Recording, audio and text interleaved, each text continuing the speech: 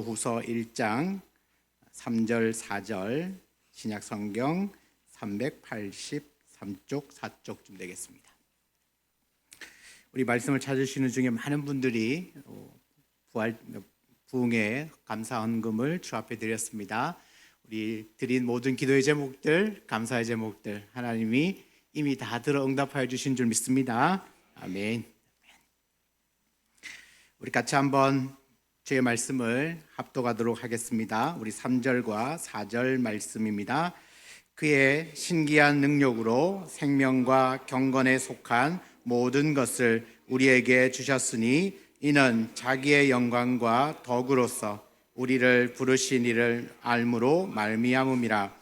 이로써 그 보배롭고 지극히 큰 약속을 우리에게 주사 이 약속으로 말미암아 너희가 정욕 때문에 세상에서 썩어질 것을 피하여 신성한 성품에 참여하는 자가 되게 하려 하셨느니라. 아멘. 아멘.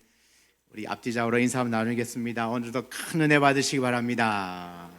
큰 은혜 받으시기 바랍니다. 네, 하나님의 은혜를 사모하는 마음으로 우리 목사님을 박수로 모시겠습니다.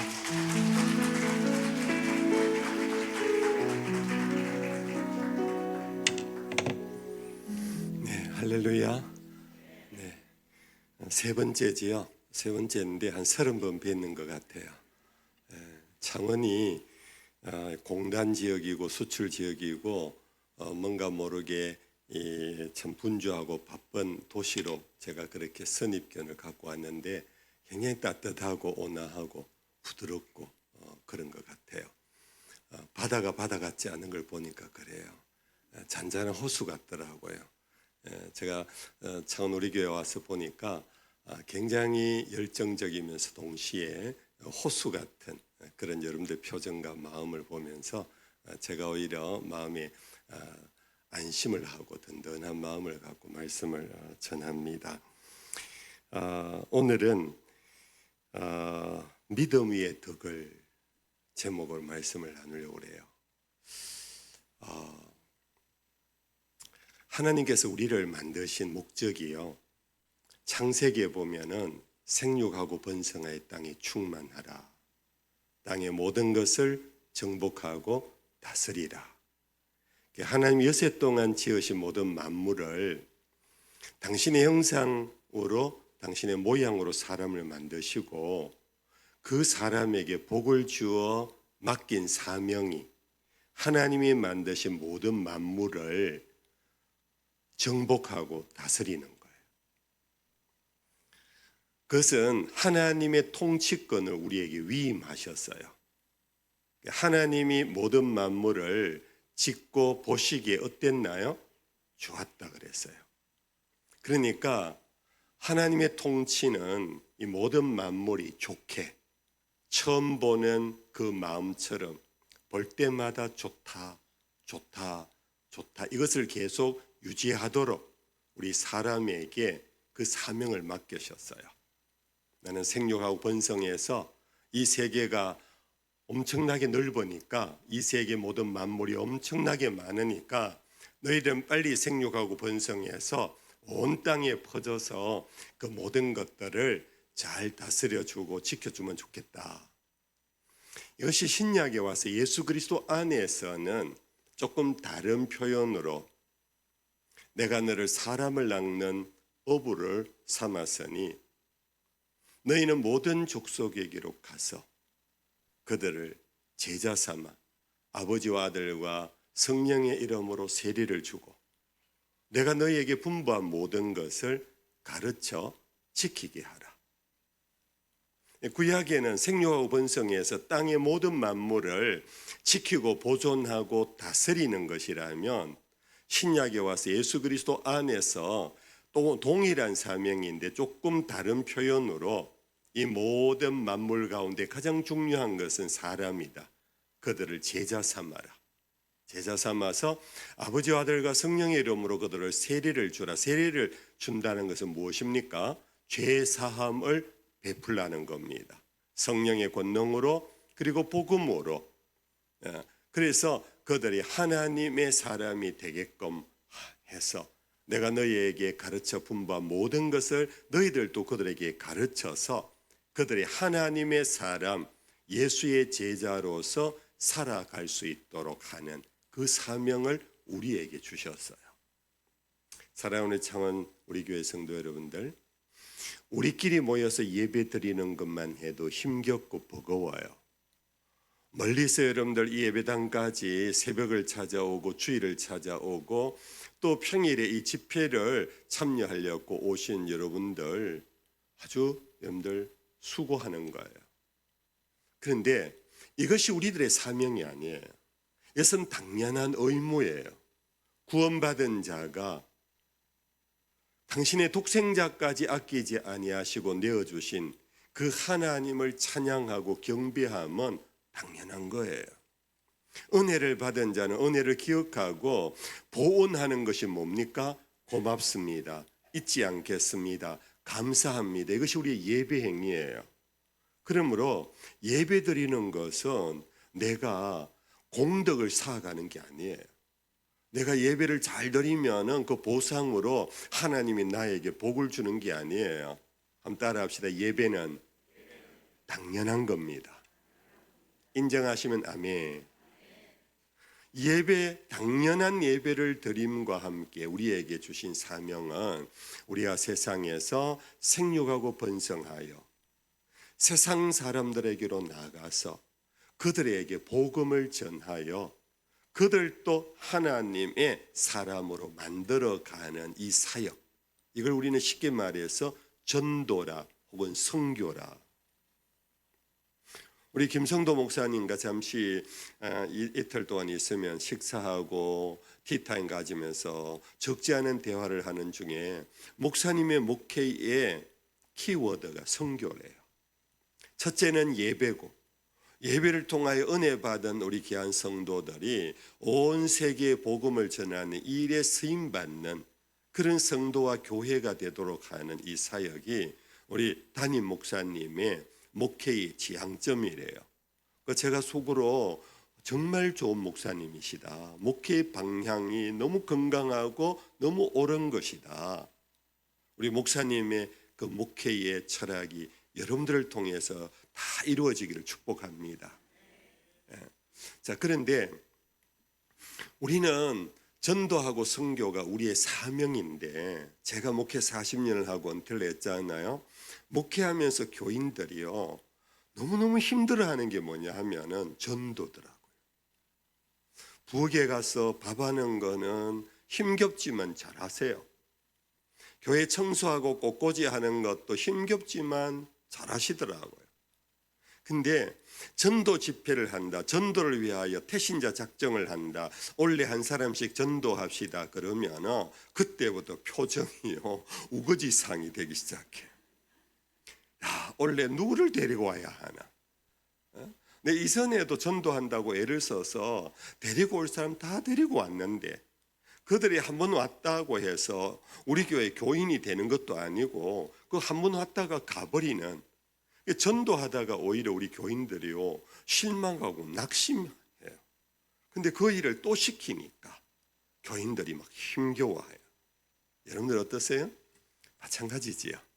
마찬가지지요. 예, 저 알아요. 왜 전도가 어려우냐, 여러 가지 이유 중에요. 가장 핵심은 전도는 사람을 데리고 교회로 오는 게 전도가 아니에요. 전도는 그 영혼을 구원하는 거예요. 예수를 믿도록 하는 거예요. 그로 인하여 그의 삶이 변하고 그의 가치관이 변하고 예수를 주라고 부를 수 있는 근본적인 삶의 변혁을 일으키는 것이 전도의 열매고 목표인데, 그게 쉬운가요? 내가 낳은 내 자식도 내 마음대로 못 키우잖아요. 그렇지요? 내가 낳아서 내가 뒷바라지하고 내가 용돈 주고 학비 주고 내가 기도하고 그렇게 키우면서 얘야 이래라 저래라 해도 내 자식이요 부모 말대로 다 제대로 자라는 게 쉽지 않잖아요.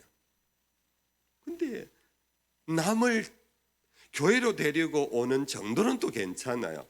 근데 교회로 와서 이 사람이 예수를 믿고 세례를 받고 하나님의 자녀가 되고 제자로 성장해 가는 이 일을 생각하면 결코 쉽지 않아요. 그래서 데리고 왔는 정도는 내가 애를 써서 데리고 왔는데 돈 줘가면서 데리고 오잖아요.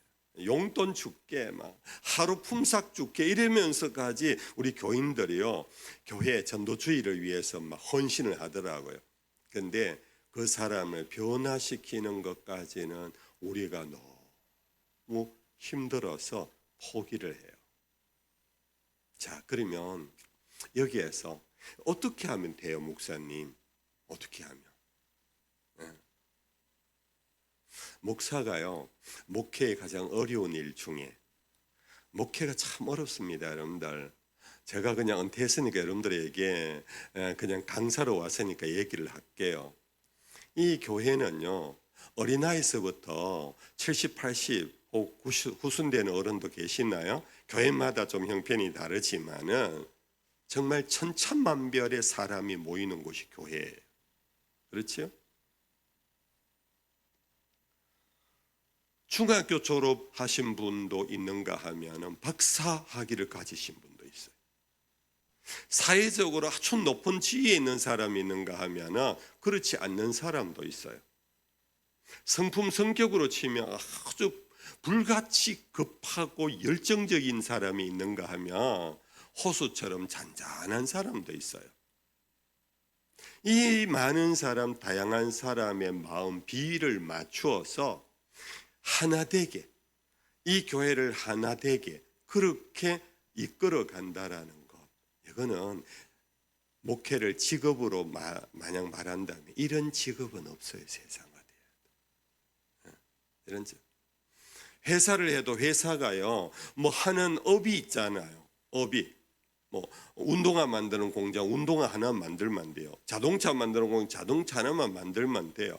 근데 교회는요, 그게 아니거든요. 수많은 다양한 사람을 데리고 우는 사람과 함께 울어야 하고 웃는 사람과 함께 웃어줘야 하고 막 여러 가지 다양한 사람들을 여러분들 참 섬기고 이끌어가고 지도해 가는 목회가 너무 어려운데, 그래서 목회는요, 사람의 힘으로 못해요.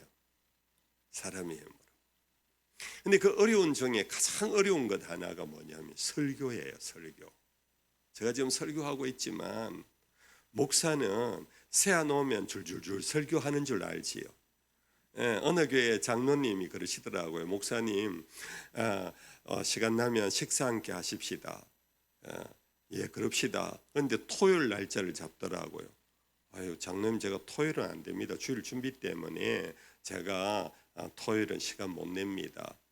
그러니까 하시는 말씀이, 목사님 목회를 몇 년 하셨는데 그 한 번 설교 정도 뭐 그냥 하면 되는 거 아닙니까? 이러더라고요. 여러분들 용서하고 들으십시오.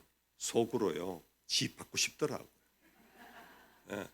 그냥 서면 설교할 수 있을 것 같으면 당신이 해봐라 하고 싶을 정도로 그래요. 여러분들 설교가 왜 어려운가 하면은 바로 조금 전에 말씀드린 것처럼 다양한 사람이 있잖아요. 다양한 사람이 이제 예수를 갑니다 교회에 와서 예수 옛자만 듣고 온 사람이 있는가 하면은 성경 66권의 이름을 다 알고 예수님의 12제자 이름을 다 알고 이제는 목사님 하면 할 것까지도 아는 사람이 한 자리 있단 말이에요. 그러면 이 설교를 어디에 초점을 맞춰 누구에게 맞추어서 해야 되느냐, 이 쉽지 않은 거예요. 여러분들 초등학교 선생님은 늘 초등학생만 다루면 되잖아요. 1년 지나면은 진급을 해요. 근데 교인들은요, 평생을 여기 같이 있는 거예요. 교인들이 막 왔다가 한번 가고 또 다른 교인이 왔다가 가고 이러면 목사님이 설교하기가 쉬운데요. 우리 김성도 목사님도 지금 6년, 7년째인데 여러분들 똑같은 분들을 모시고 말씀을 전하니까 날마다 새 것을 준비해야 돼요. 우리 주부들 아시지요? 좀 힘겹고 어려우면 그냥 아침에 해놓은 식은 밥 저녁에 먹으면 좋겠는데 좀 그런 남편들 있잖아요. 영감님들 꼭 따신 밥을 찾는 분들. 따신 밥을. 우리 교회 권사님 한 분이요, 평생을 남편 하루 세 끼를 따뜻한 밥을 다 챙겨드렸어요. 이분은 직장에 나가도 따뜻한 밥을 갖다가 바쳐야 된대요. 그만큼 지극정성으로 하시다가 영감님보다 일찍 세상을 떠났어요. 그래서 그 영감님 보고 그랬어요. 영감님이 이제 우짭니까? 따뜻한 법 없어서 우스개로 그렇게 말씀을 나눴는데, 여러분들 참 우리 목사님들은 따뜻한 밥을 준비하려고 애를 써요. 그러니까 설교 준비하는 것도 어렵고 설교하는 시간도 힘들고 그래요. 제가 너무 이 얘기하면 여러분들 속으로 욕하지 싶어서 그만할래요. 니만 어렵나? 우리도 어렵다. 세상 살기 다 어렵다. 다 어려워요. 다 어려운데 제가 이 얘기를 왜 길게 했느냐 하면, 목사를 그냥 푯대로 삼아서 얘기한 까닭은 전도가 그래 어렵다라는 거예요. 전도가. 사람을 변화시켜 사람을 데리고 와서 하나님의 사람으로 만든다는 것이 어렵기 때문에 어떻게 해야 하는가? 한번 따라합시다. 믿음 위에 덕을 가집시다. 한국교회가 요즘 쇠퇴하면서 요즘 여러 언론, 기독교 방송국이나 여러 선교단체에서 내놓은 슬로건이 하나 있어요. 믿음이면 전부입니다. 믿음이면 전부입니다. 믿음이 자꾸 쇠약해져 가요. 교인들의 믿음이 자꾸 떨어져 가는 것 같아요. 교인 수가 자꾸 줄어들어요. 그러니까 다시 원자리로 돌아가서 믿음을 막 강조하고 있는 한국교회예요. 믿음이면 전부입니다. 맞나요? 맞나요? 맞아요. 따라합시다. 믿음이면 전부입니다. 근데 무엇의 전부냐 하면 내가 구원받는 데 전부예요. 내가 구원받는 데는 믿음에 더 보탤 게 없어요. 믿음에 어떤 고상한 성품, 어떻게 또 선교하는 헌신, 이런 것들이 막 보태어져서 내가 구원받는 게 아니에요. 예수를 구주로 영접하고 믿으면 하나님의 자녀가 되는 권세를 얻어요. 구원은 믿음이면 전부가 맞아요. 그런데 우리가 믿음을 갖고 하나님 앞에 와서 예배를 드리잖아요. 믿음이 없이는 하나님을 기쁘시게 하지 못하나니 하나님께 나아가는 자는 반드시 그가 계신 것과 그를 찾는 자에게 뭐 주신다? 상 주시는 자이심을 믿어야 한다. 그래서 우리는 예배는 오로지 믿음이에요. 믿음이면 전부예요. 이 자리에 있는 자격은요, 믿음이 전부예요. 그러므로 믿음이 부족하면 예배가 부족해요. 여러분들 이 말씀 잘 들으세요. 내 예배가 영과 진리로 충만한 은혜에 충만한 예배가 되려면요, 내 믿음이 충만해야 돼요. 내 믿음이 부족하면 예배가 부족해요. 찬양이 감동이 안 나요. 설교에 마음에 깨달음이 안 나요. 그냥 힘들어요, 오히려. 그래서 예배를 위하여 예배를 드리러 오려면 믿음의 준비를 잘 하시고, 어떤 믿음? 내가 지금 우리 교회 가는데 주님이 내가 가는 이 예배당에 나를 환영하고 계실 것이다. 아멘. 그 믿음을 갖고 오셔야 돼요. 김성도 목사님 아무리 잘나도 목사님 얼굴 보러 오면 꽝이에요. 에? 맞지요? 이 예배는 주님을 만나러 오는 거예요. 주님께 감사하고 경배하러 오는 거예요. 그러기 위해서는 주님이 이곳에 계신다는 것을 믿으셔야 돼요. 물론 우리 주님은 이 예배당에만 있는 것은 아니에요. 온 천지에 충만하신 분이세요. 그러나 믿음의 사람들이 공동체를 이루고, 믿음의 사람들이 예배의 처소를 정하고, 믿음의 사람들이 예배할 시간을 정하고, 이게 당회의 의무인 거예요. 우리 장로님들 아시지요? 당회가 뭘 하는가? 예배 처소를 준비하고 예배 시간을 정하고 그래서 성도들과 함께 예배하는 이 자리에 여러분들이 나오면서 하나님이 온 세상에 충만하지만 특별히 우리가 함께 뜻을 정하고 시간을 정하고 마음을 정하여 가는 이 예배에는 하나님이 우리를 위하여 이곳에 계시며 우리를 환영해 주신다. 그리고 우리의 예배를 받으시며 우리가 구하는 것을 하나님이 허락해 주신다. 이것이 바로 상 주신다는 의미예요. 여기까지는 믿음이면 다 돼요. 믿음 이외에 필요 없어요. 여러분들에게 이런 믿음이 충만하기를 축복합니다. 그런데 우리가 예배 이외의 일을 할 때에 필요한 것이 뭐냐? 한번 더 따라합시다. 믿음의 덕이 필요합니다. 이게 오늘 제가 사실 본문이 길어서 오히려 본문에 들어가기 전에 딱 끊었어요. 여러분들 3절 4절만 읽었지요. 3절 4절은 그의 신기한 능력으로 생명과 경건에 속한 모든 것을 우리에게 주셨으니 이는 자기의 영광과 덕으로서 우리를 부르신 이를 알므로 말미암음이라. 우리가 예수를 구주로 아는 것, 그것은 생명과 경건에 속한 모든 선물을 받는 통로였어요. 4절에 이로써 그 보배롭고 지극히 큰 약속을 우리에게 주사 이 약속으로 말미암아 너희가 정욕 때문에 세상에서 썩어질 것을 피하여 신성한 성품에 참여하는 자가 되게 하려 하셨다. 하나님이 예수 그리스도를 알므로 생명과 경건에 속한 큰 약속을 우리에게 주셨는데 이 주신 이유가 뭐냐 하면은 우리가 세상에 썩어질 성품을 피하여 하나님의 신성한 성품에 참여하는 출발점이라는 거예요. 출발점. 그 신성한 성품이 5절부터 이렇게 나와요. 그러므로 너희가 더욱 힘써 너희 믿음의 덕을, 덕의 지식을, 지식의 절제를, 절제의 인내를, 인내의 경건을, 경건의 형제 우애를, 형제 우애의 사랑을 더하라. 믿음 위에 7개가 사여요. 믿음 위에 뭡니까? 덕을, 덕의 지식을, 지식의 절제를, 절제의 인내를, 인내의 경건을, 경건의 형제 우애를, 형제 우애 위에 무엇을? 사랑을 더하라. 그것은 어디에 필요한가? 제가 설교 초두에 말씀드린 것처럼 우리의 사명을 감당하기 위하여 필요한 거예요. 내가 구원받고 예배드린 데는 믿음이면 전부예요. 근데 내가 전도하러 나갈 때 전도가 왜 잘 안 되느냐? 우리가 흔히 쉽게 말하면 당신 보고는 교회 못 나가겠어.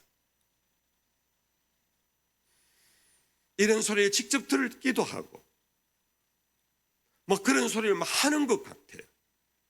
왜냐하면 우리는 다 털면 먼지 안 나는 사람이 없잖아요.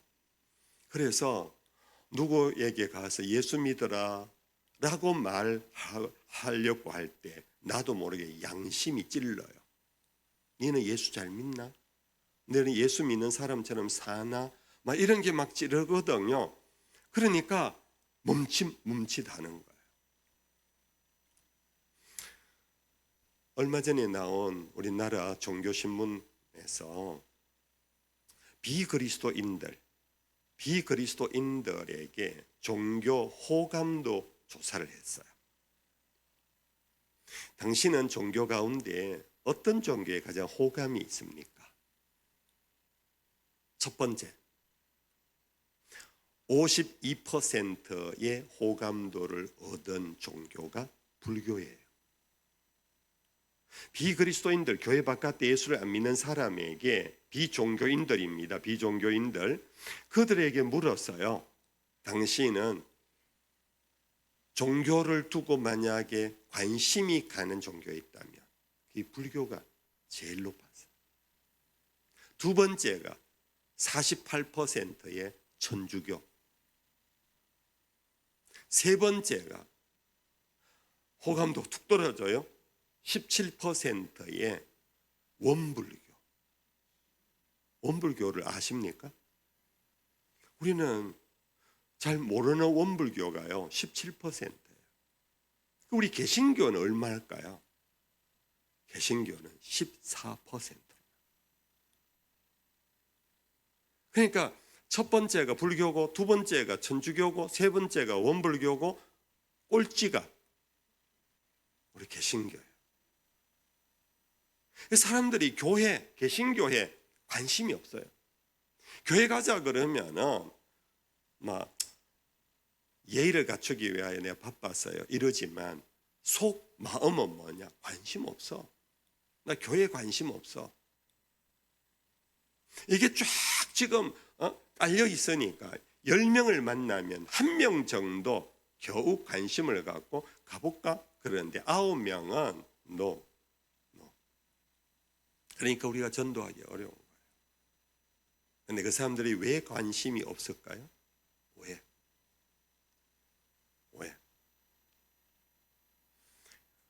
우리끼리 누워서 침 뱉어 봅시다.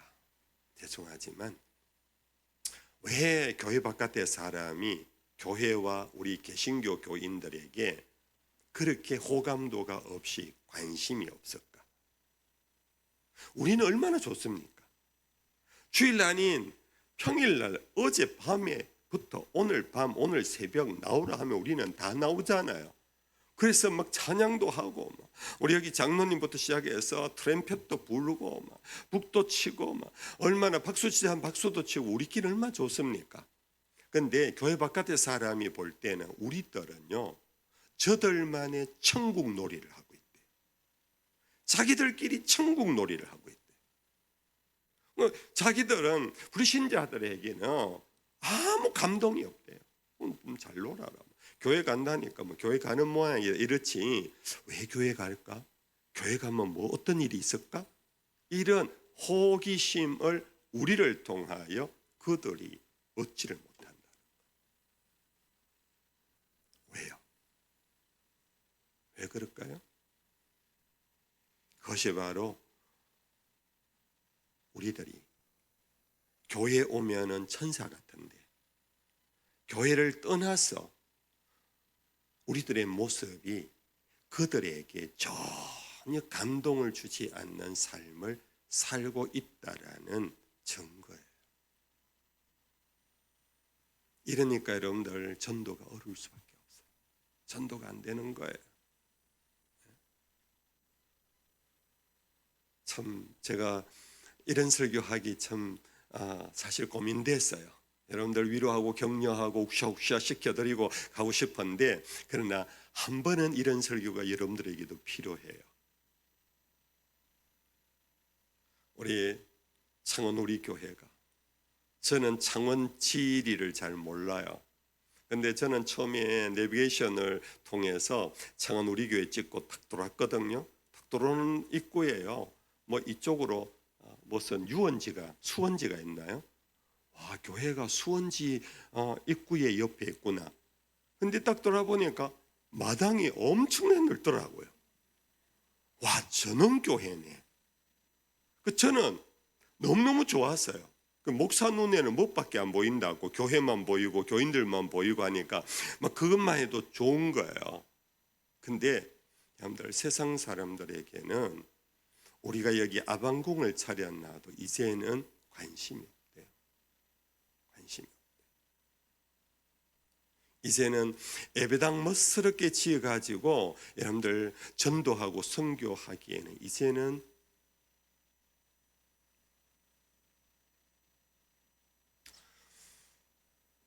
영국의 20세기 최고의 학자 중에 한 사람, 그의 학문이 너무 고매해서 그는 영국 국왕으로부터 귀족 백작으로 그걸 뭐라고 합니까? 세움을 받은 사람이에요.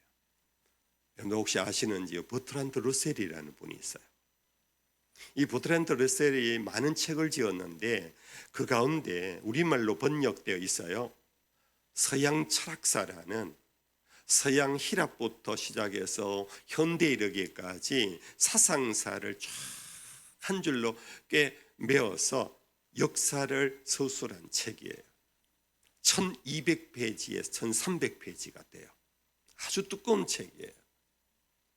그 가운데 히랍의 철학자들의 얘기를 마치고 난 다음에 기독교 시대에 들어와서 초기 기독교 부분이 있어요. 그 안에 보면 그 안에 이런 얘기가 있어요. 어떻게 갈릴리 어부의 종교가 십자가에서 사형수로 죽었던 예수의 종교가 로마 제국을 정복했을까? 1000년의 로마 제국을 정복하여 로마를 기독교 나라로 만들었을까? 이 질문 앞에 교회 다니는 그리스도인들은 이렇게 답을 주로 한다. 여러분들 어떻게 답하세요? 교인들이 이렇게 답을 한대요. 교인들은 어떻게 기독교가 로마가 핍박을 했던 그 로마를 정복하고 기독교를 국교로 만들었을까? 이유가 뭘까요? 러셀은 하는 말이, 교인들은 입을 모아 하는 말이, 이것은 오로지 성령의 역사이다 라고 말한대요. 맞습니까? 아멘? 맞아요. 우리는 그렇게 믿어요. 믿어야 돼요. 사람이 잘난 사람이 초기 교회에 없었어요. 고린도전서 말씀에 보면 우리 가운데 문벌이 좋은 자가 있었느냐, 우리 가운데 능한 자가 있었느냐, 우리 가운데 부한 자가 있었느냐, 우리 가운데 지식인이 있었느냐, 아무도 없었어요. 이 사람의 힘으로는 기독교가 로마를 정복할 수 없는 거예요. 오로지 성령께서 하신 거예요. 할렐루야. 그래서 우리가 지금도 선교를 할 때는 성령을 전적 의지하고 나가야 돼요. 그런데 러셀은 거기에서 한마디, 나는 그렇게 생각하지 않는다. 나는 초기 기독교회가 로마를 정복한 이유는 그들이 로마인들을 감동시켰기 때문이다. 그들이 카타콤에 있는 숨어서 예배드리는 그들의 일상의 삶에 와서는 그들 가운데 대부분이 노예였어요. 우리로 치면 섬이었어요. 종들이었어요. 사회의 하바리들이었어요. 육체 노동자들이었어요. 그들의 직장에서, 그들이 일하는 주인집에서 그리스도인들은 내 예수 믿습니다 하고 전도지 나눠준 것이 아니라 그들은 어떤 사람보다도 성실했다. 그들은 어떤 사람보다도 정직했다. 그들은 힘 자랑을 하지 않고 너무나 부드러우면서도 많은 사람들의 마음을 샀다. 이것이 바로 기독교회가 로마를 뒤엎었던 힘이었다. 당시에 로마는 부패해져 갔습니다. 당시에 로마는 힘의 문화 속에서 힘을 가지고 힘없는 사람을 제압하고 그 사람들을 핍박했습니다. 그런 힘으로써 그들은 온갖 쾌락에 빠졌어요. 로마 제국 시대에 가보면은 목욕탕들이 그렇게 많대요. 그들은 목욕탕 문화라는 것은 뭡니까? 성문화입니다. 그런 것들을 통하여 그들은 쾌락에 빠져 있을 때에 갈릴리 어부의 종교가 그들 직장에서, 그들이 속해 있는 사회에서 그들은 순결했다, 순진했다, 정직했다, 부지런했다, 성실했다.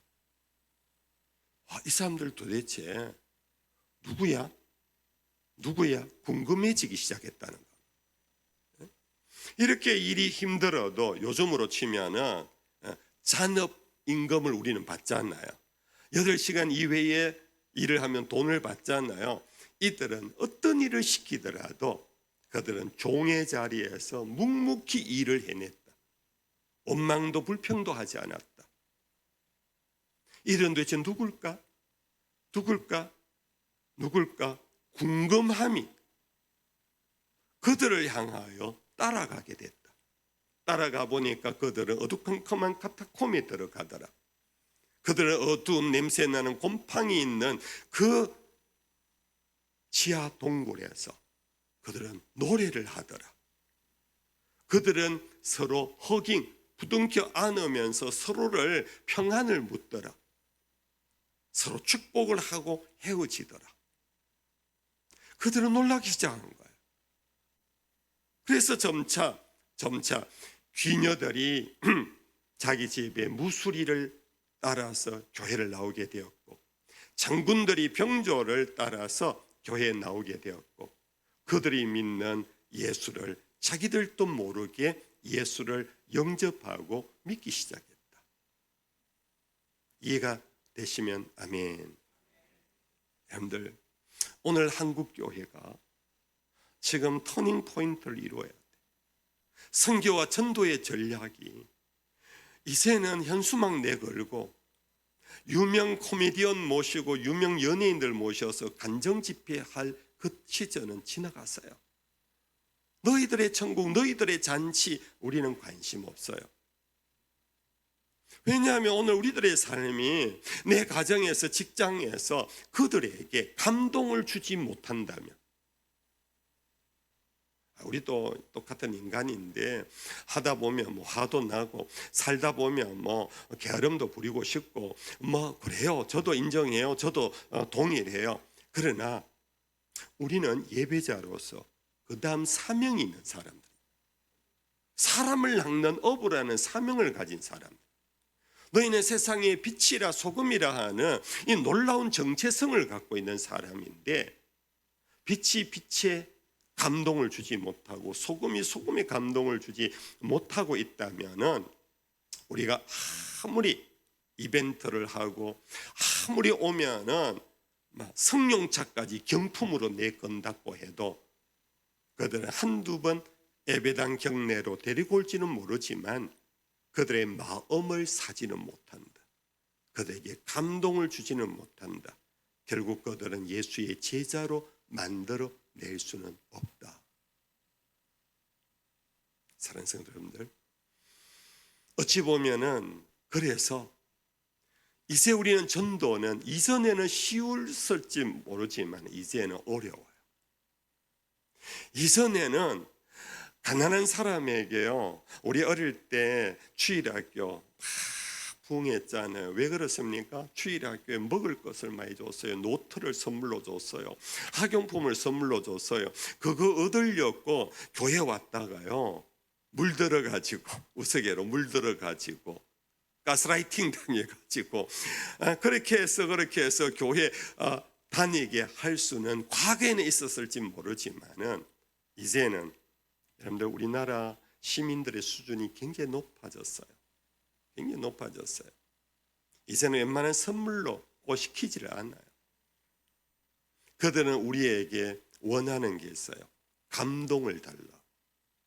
감동을 달라. 너희 교회 크기를 보여달라고가 아닙니다. 너희 교회에 어떤 유명한 사람이 누가 있는가, 권세자가 누가 있는가, 너희 교회 의사와 교수가 누가 있는가, 그런 거 보여달라고 하지 않습니다. 아무개 엄마 교회 다녀? 네. 왜 교회 가고 싶어요? 갈까 말까 싶어요. 그 다음 말은 이어가지를 못해요. 그 사람 마음의 본심은 뭐냐? 교회 다니는 당신이 나에게 감동을 주면 나 갈 거야. 갈 거야. 여러분들, 수년 전에 사람을 변화시키는 것은 EQ라, 감성이라. 감동을 줘야 정치인들도, 그래서 총선에 나오는 분들, 대선에 나오시는 분들 포스터에 보면은요, 그 표정에 눈물을 흘리는 그것을 담아가지고 당선도 되시는 분이 있고, 저희 교회에요, 또 이 가다가 이 말이 앞뒤가 안 맞는데 저희 교회에 유명한 사람 한 사람이 있어요. 국무총리였던 김부겸 씨가 우리 교회 안수집사세요. 이분이요, 저 서울 저 경기도 쪽에서 삼선 의원을 했다가 대구에 내려와서 총선 나갔다가 처음에는 낙방했어요. 두 번째 열심히 일을 해가지고 당선됐어요. 당선됐는데 그 당선의 중요한 것이 포스터인데 그 포스터에 다른 사람들은 매끈하게 양복 차림을 하고 넥타이를 매고 머리에 무스를 바르고 참 멋있게 신사답게 있어 보이는 사람의 포스터를 했는데 이 김부겸 씨는요 작업복을 입고 땀 뻘뻘 흘리면서 뭐 일하는 모습을 사진을 찍어서 포스터를 했어요. 사람들의 마음에 감동을 줬어요. 와, 일꾼을 세워야지. 그렇죠. 뭐 그 얘기는 정치 얘기니까 그 정도 할게요. 이와 같이 오늘 세상은요 돈을 요구하는 게 아니에요. 지식을 요구하는 게 아니에요. 과학을 요구하는 게 아니에요. 신비를 요구하는 게 아니에요. 교회 안에 있는 우리 그리스도인들을 통하여 감동받기를 원하고 있어요. 그게 바로 믿음 위에 덕이 필요하다는 거예요. 여러분들, 덕이라는 의미는 쉽게 말하면 어떤 뜻입니까? 누구를 보고 저분 참 덕이 있어요 그럴 때 무엇을 보고 덕이 있다고 그럽니까? 뭐 여러 가지로 표현할 수 있지만은 쉽게 너그러운 사람을 덕 있는 사람이라고 하잖아요. 너그럽다. 그렇죠? 뭔가 쿠션이 있는 것. 이렇게 딱 했는데 세멘트 벽처럼 딱딱한 그런 사람을 덕 있다 그러지 않나요? 뭔가 이렇게 찔렀는데 뭔가 푹 들어가요. 받아줘요. 쿠션이 있어요. 이런 사람을 덕 있다 그래요. 우리 동양 한자 문화권에서 이런 덕을 4가지로 가르치고 있어요. 가르치고 있어요. 여러분들 학교 다니면서 배웠을 건데요. 이게 뭔지 혹 아시나요? 그것을 일컬어서 유교에서 사단이라 그래요. 사단. 4개의 단. 단이라는 것은 끝을 의미해요. 끝. 4가지 끝. 그런데 이 끝이 역으로 말하면은 실마리라는 뜻을 갖고 있어요. 실마리. 여러분들 뭔가 엉켰을 때 끝자락에서 실마리를 찾잖아요. 그래서 끝에서 잘 이렇게 하면은 실마리를 잡으면 확 당기면 쫙 풀리지 않아요. 인생이 살아가는데 행복의 실마리 4가지. 제가 설교로 치면은 다른 사람에게 감동을 줄 수 있는 4개의 실마리가 있어요. 그게 인, 의, 예, 지예요. 좀 어렵나요? 인, 의. 학교 다니면서 다 배웠을 거예요. 인이란 뭔가? 인이란 척은지심을 인이라 그래요. 인이란 한자는 어질 인자예요. 어질다, 누가 어질다 할 때에 그 사람의 마음이 뭐냐? 가난한 사람을 보면 불쌍한 마음을 가지는, 아픈 사람을 보면은 함께 고통을 느끼는, 누가 웃고 있으면은 함께 웃어주는 이 공감 능력이 바로 척은지심이에요. 여러분들, 사람에게 감동을 주는 가장 쉬운 것은요, 공감해 주면 돼요. 사도 바울도 로마서에서 우는 자와 함께 울고 웃는 자와 함께 웃어라. 웃는 자리에서 함께 안 웃으면 공감 능력이 없어요. 누구는 우는데 함께 울어주면 얼마나 사람들이 감동받는지 몰라요. 우리 교회 여러분들은 자기의 다 그게 있어요. 자기의 이데올로기가 있어갖고 자기 선이 있어요. 그래서 그 선을 안 넘어가려고 해요. 사람들이 가면 갈수록 그래요. 그러면 여러분들 사람을 얻지를 못해요. 선을 없애야 돼요. 선을. 나는 여기까지야 그러면은 사람들이요, 거기까지 그래 알아서 하고 가버려요. 선이 없으면 사람은 내 안으로 들어왔다가 나갔다가 들어왔다가 나갔다가, 담이 없으면은 들어갔다가 나갔다가 해요. 오늘 우리는 담을 너무 많이 세우고 있어요. 그게 뭐 슬퍼? 남은 슬퍼하는데 그게 뭐 슬퍼? 사람들의 마음을 못 사요. 누가 굉장히 좋아서 웃고 있어요. 가만 보니까 그 집에 좋은 일이 있어요. 그걸 보면서 샘만 나요. 참 되게 좋아하네. 뭐 별거 아닌 것 같고 되게 좋아하네. 그러면 사람의 마음을 얻지를 못해요. 여러분들 누구 집에 손주를 봤다고 좋아하며 손주 자랑을 하면 돈 많은 내놓고 해라. 그러지 마세요. 그러면 내 손주처럼 좋아하세요. 와, 좋겠다. 너무너무 귀엽다. 이쁘다. 그 말 한마디 하면요, 다음에 교회 전도주일에 가작하면요, 많이 부드럽게 가게 할 수 있어요. 왜? 내가 좋아할 때 좋아해 줬거든. 내가 힘들어할 때 같이 힘들어해 줬거든. 여러분들, 그게 전도의 어떤 것보다도 좋은 스트래티지, 전략이에요. 그리고 평소에 잘해야 돼요. 평소에 덕을 쌓아가야 돼요. 초기 기독교인들이 버트란드 러셀이 말한 것처럼 그때는 유명한 부흥사도 없었어요. 그때는 어떤 현수막을 내걸고 뭐 비디오를 걸고 뭐 유튜브를 해가지고 막 공개하는 그런 것은 아예 없었잖아요. 오로지 그들이 로마 사람들을 정복했던 것은 바로 측은지심, 공감의 마음, 종인데도 불구하고 주인마님이 아파요. 보통 다른 종들은요, 약 갖다 드릴까요? 그래, 여기 약 있어요 하고 가버리는데, 이 카타콤에 다닌다는 이 사람은 여주인이 아프면 와서 어떡해요? 열이 얼마나 나는지 한번 이마 한번 짚어볼까요? 어떡하지요? 제가 어떻게 도와드릴까요? 자기 식구처럼 여기고 자기처럼 여기면서 함께 아파하고 함께 힘들어해 주는 하녀, 그 하녀에게 감동을 받았다는 거예요. 이해가 되십니까? 이것이 여러분들 우리가 믿음 위에 쌓아가야 할 중요한 자산이에요. 이것이 쌓일 때 전도는 쉬워요. 전도는 쉬워요. 여러분들, 예수님께서요, 복음서에 보면은 바다 위도 걷고 오병이어의 역사를 이렇게 많은 기적, 이적, 표적들 행했잖아요. 그러면 하나님의 아들이니까 능히 할 일이지 하고 생각하는 것들 우리는 많아요. 근데 하나님의 아들이요, 뜻밖의 예수님께서 눈물을 흘리신 기록이 3군데 나와요. 예수님이 언제 울었을까요? 아시나요? 예수님이 예루살렘 언덕으로 올라가서 예루살렘 성을 내다보면서 우셨어요.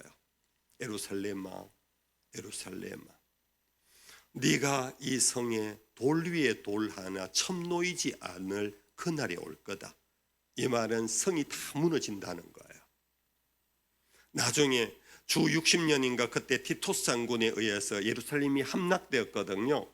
예루살렘의 멸망을 예수님이 미리 예견하면서 자기의 조국 예루살렘의 멸망을 마음에 담고 예수님께서 우셨어요. 두 번째 눈물은 예수님께서 겟세마네 동산에 올라가서 세상 죄를 짊어지고 가는 하나님의 어린 양이 되셔서 하나님 아버지, 할 수만 있거든 이 잔이 나에게서 지나가게 하옵소서 3번이나 기도했어요. 그러나 우리 예수님은 그러나 내 뜻대로 마옵시고 어떻게 해요? 아버지 뜻대로 하옵소서. 이 기도를 드릴 때 복음서에는 그냥 그렇게 했는데요, 히브리서에서는 그것을 가지고 보태었어요. 우리 주께서 통곡하시며 우셨더라. 통곡하며 우셨대요. 십자가 지신 예수님이요, 하나님의 아들이니까 뭐 우리는 쉽게 생각해요. 한 번씩 패션 오브 크라이스트라는 영화 보고 한 번씩 우짜치 이러지만, 여러분들, 예수님은 세상 죄를 위하여 이 땅에 오셨는데 그거 그냥 죽음으로 끝나는 것이 아니라 죽음의 과정에서 이 죄 많은 우리 인생을 보면서 통곡하셨어요. 통곡하셨어요. 우리 어머니들 중에 어릴 때는 교회에 내 따라 잘 나오던 연석이 머리 굵어지고 난 다음에 교회를 떠났어. 그래서 권사님들 중에 자녀들이 교회를 안 나오는 자녀들이 제가 섬겼던 교회에 있었어요. 이 권사님이요 새벽마다 나와서 기도하시는데 가장 오래 기도하시고, 권사님이 앉은 자리 주변에 보면은 눈물을 찍어 닦아낸 휴지들이 절비해요. 결국 그 아들이 교회를 나와요. 이게 바로 눈물의 힘이에요. 아들이 언젠가 엄마가 자기를 위하여 울면서 기도하는 것을 아마 봤던 것 같아요. 너희 녀석 교회 안 나가? 하는 야단을 맞은 아이는 교회 안 나와요. 근데 자기를 위하여 새벽마다 눈물을 흘리며 기도하는 어머니의 기도에 감동을 받는다니까요. 우리 예수님이 그렇게 우셨다니까요. 그리고 세 번째 하나가, 예수님이 갈릴리에서 늘 사역하시다가 예수님이 절기만 되면 예루살렘에 올라오셨잖아요. 예루살렘에 들어가기 전에 긴 여로예요. 옛날에는 교통편이 없었기 때문에 걸어왔기 때문에 예루살렘 성 입구의 작은 마을 베다니 마을에 도착하시면 거기에서 하루 유숙하시고 예루살렘 성에 들어갔어요. 그때 늘 베다니 마을에서 예수님과 제자들 일행을 환대해주는, 환영해주는 자기 집에서 모신 가족이 하나 있어요. 누군지 아시나요? 누굽니까? 네, 마리아와 마르다, 그리고 그의 오라비 나사로. 잘 아시네요. 근데 이 나사로가 죽어버렸어요. 죽기 전에 막 숨이 넘어가고 막 거의 막 정신을 잃어가는, 이건 제가 이제 해석한 겁니다. 마리아와 마르다가 사람을 보내어서 예수님에게로, 예수님 당신이 여기 계시면 우리 오라비가 죽지 않을 것 같은데 어서 오십시오 그런데, 예수님이 왔을 때는 이미 나사로는 죽었고 무덤에 벌써 장사를 지내고 있었어요. 예수님이 돌아와서 마을 입구에 와서 들리는 소리가 있었어요. 우는 소리가 들렸던 거예요.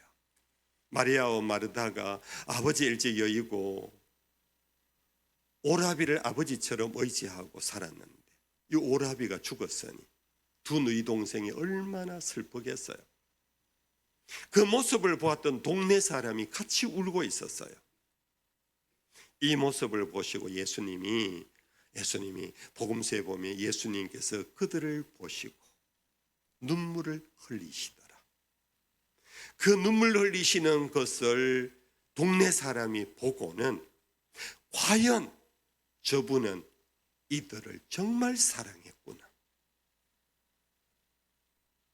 예수님이 그냥 와서 위로하면서 어떻게 괜찮아, 내가 살려줄게, 이게 아니고 그 우는 자와 함께 우시는 예수님, 그 눈물을 흘리시는 모습을 보고 마을 사람들이 그렇게 인정을 했다니까요. 와, 저분이 과연 정말로 이 가족을 사랑하시는구나. 여러분들, 이것이 바로 믿음 위에 가져야 할 우리 그리스도인들의 덕입니다. 이런 덕이 있기를 축복합니다. 그래서 이제는 여러분들 이것도 의지적인 예를 써야 돼요. 기도하면서 기도에 간구를 해야 돼요. 하나님, 나에게 덕성을 주시옵소서. 내가 우는 자를 보면 함께 울 수 있는 마음의 감성 지수를 높여 주옵소서. 그러면서 여러분들 하나님 앞에 매달려야 돼요. 두 번째는 인의. 의라는 것은 의로움이라는 뜻이에요. 의라는 것은 뭔가 수오지심이라 그래요. 수오라는 것은 자기의 부끄러움, 자기의 잘못을 부끄러워할 줄 아는 마음을 수오지심이라 그래요. 의는 의로운 의행을 행하기 전에 누구든지 죄가 있어요. 누구든지 허물이 있잖아요. 그 허물을 부끄러워할 줄 아는 마음이 그게 의의 출발이에요. 여러분들, 오늘 우리 교인들이 너무 나 구원받았어, 나 오늘 죽어도 천당가, 세상 사람들이 볼 때 너무 이질적인 거야. 우리 교회 다닌 사람들은 막 지금도 죽으면 막 천당 갈 사람이고 천사 같은 막 그런 어떤 확신을 갖고 있으면 세상 사람들은 너무 이질감을 느껴요. 왜? 다 알거든요. 지는 올바른가 알아요. 그런데 우리 교인들이요, 와서 예배당에서 예배를 드리고 찬양을 하지만 내가 살아가는 삶 속에서 내 가족과의 관계에서나 내 이웃과의 관계에서, 지인과의 관계에서 허물이 있잖아요. 실수를 하잖아요. 그 실수와 허물을 가지고 부끄러워할 줄 알 때 세상 사람들이 우리에게 사람 냄새를 맡아요. 교인들도 사람이네. 부끄러워할 줄 아네. 그 부끄러워할 줄 아는 것은 그냥 단순히 부끄러움이 아니에요. 미안해, 친구야, 미안하다, 내가 잘못했다. 그런데 우리 예수님께서 누가복음에 보면은 성전에 오른 두 사람 얘기를 예수님이 친히 하셨어요. 한 사람은 세리였고 한 사람은 바리새인이었어요. 아시는 얘기지요? 바리새인은 성전에 들어가면서부터 아주 보무도당당하게 어깨를 쫙 펴고 성전 앞을 향해 쫙쫙쫙 걸어갔어요. 그리고 성전 앞에 가서 두 손을 들고 하나님에게 기도를 했는데, 하나님 감사합니다. 저는 일주일에 2번씩 금식하고 제가 드려야 할 11조를 다 드리고 나는 어떻고 저떻고 그러면서 저 뒤에 있는 세리와 같지 않게 하심을 감사합니다 하고 자기의 자랑거리를 하나님 앞에 고하고 있었어요.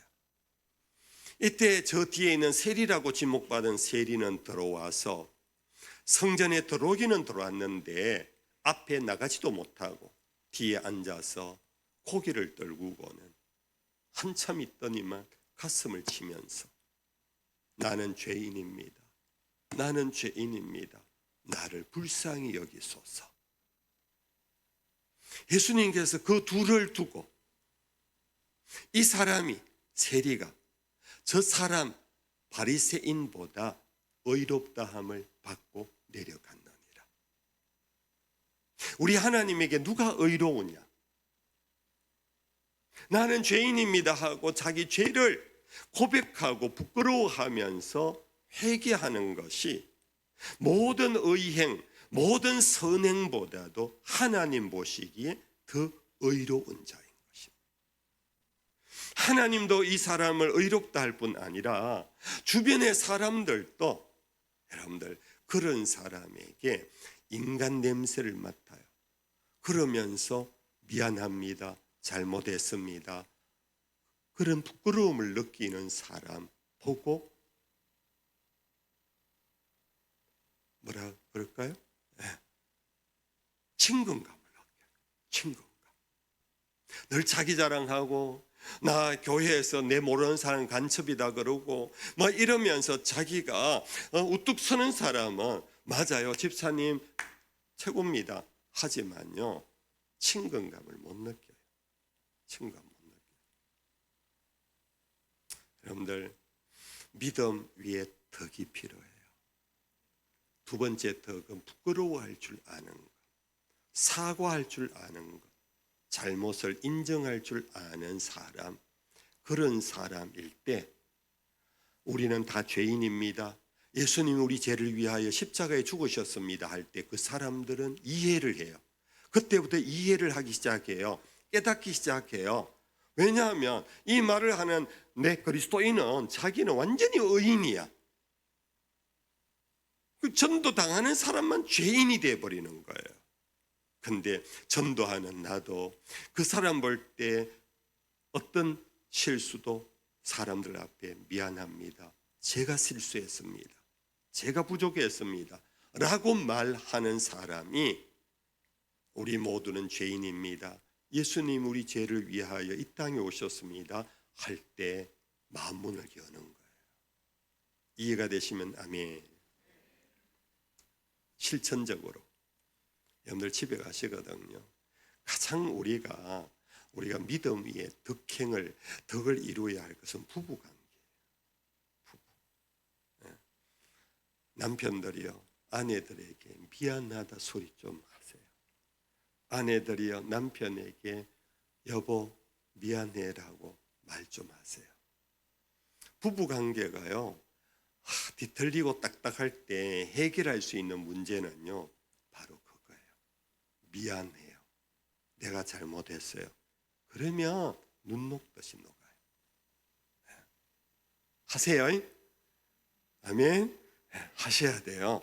하셔야 돼요. 그러면 여러분들 요즘요 정말 같이 평생을 검은 머리 팥불이 될 동안 우리가 살겠다고 하지만 많은 사람들이 힘들게 살아가요.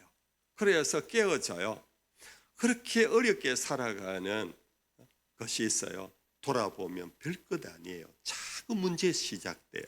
그 작은 문제를 미안해, 잘못했어 라고 한마디면 해결되어 버리는데 이것을 못해요.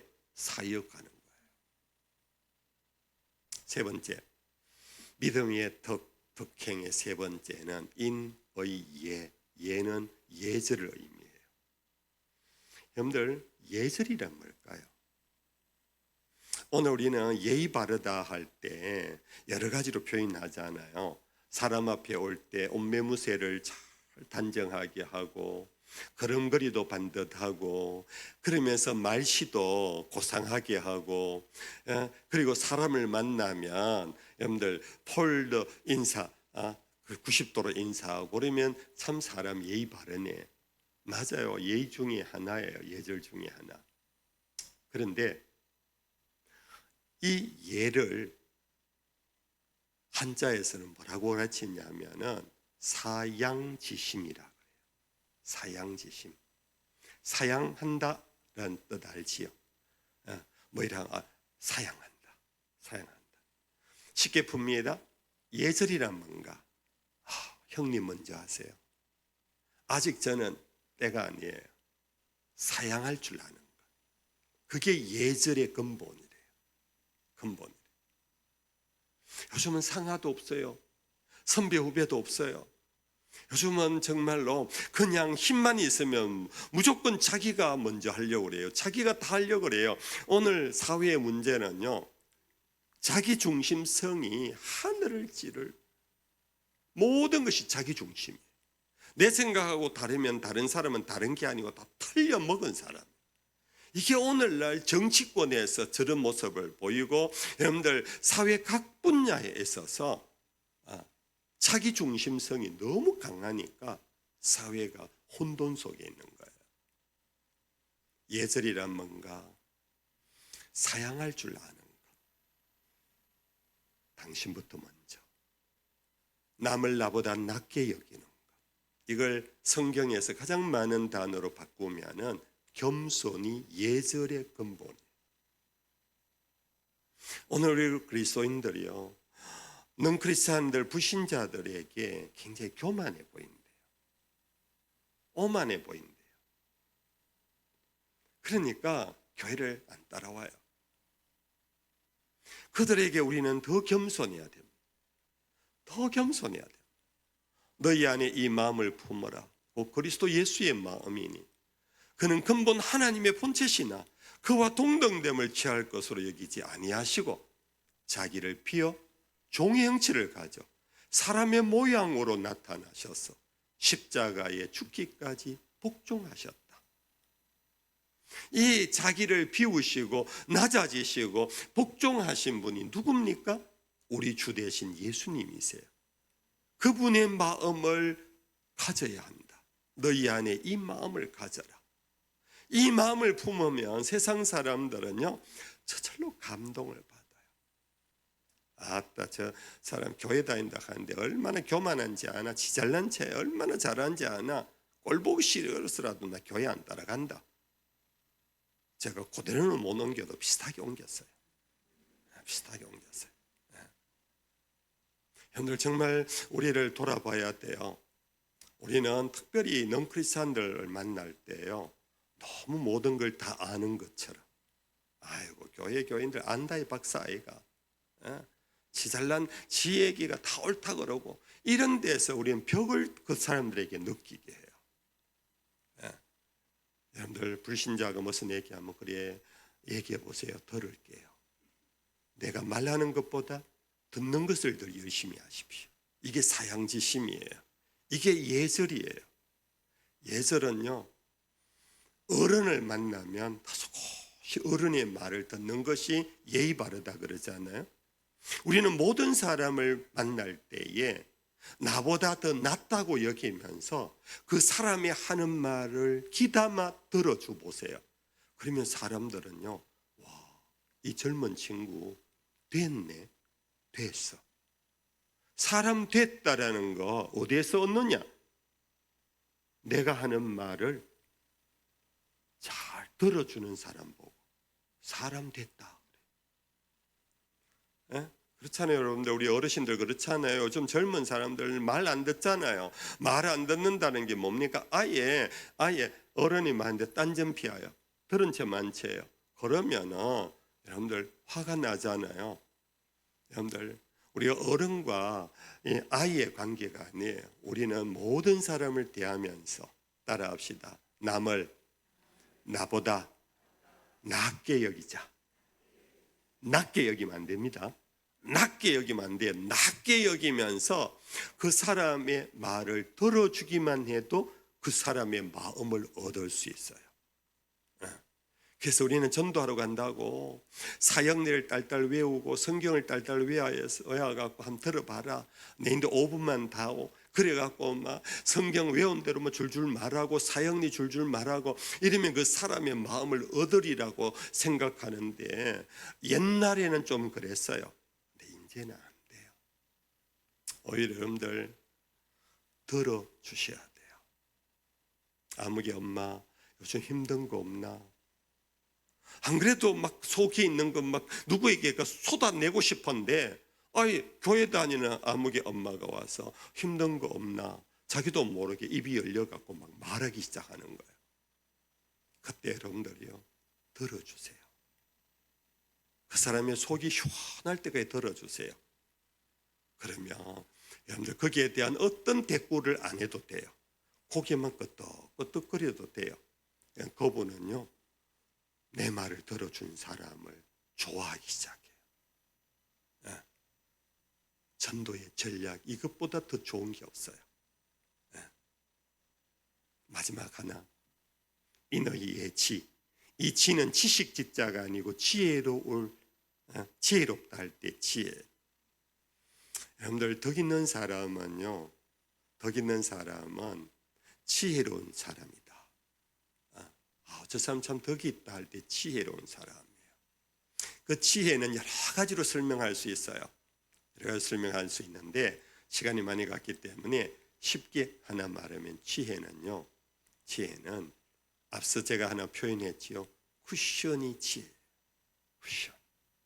수용력이 지혜예요. 아는 대로 다 쏟아내지 마세요. 받아들이세요. 나와 다른 사람도 품어주세요. 지혜예요.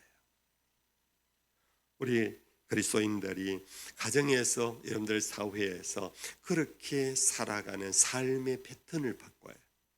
그리스도인들의 삶의 문화를 바꾸세요. 삶의 습관을 바꾸세요. 이러면 전도비 돈 한 푼 안 들여도 돼요. 전도 축제를 위하여 수백만 원 투입하지 않아도 돼요.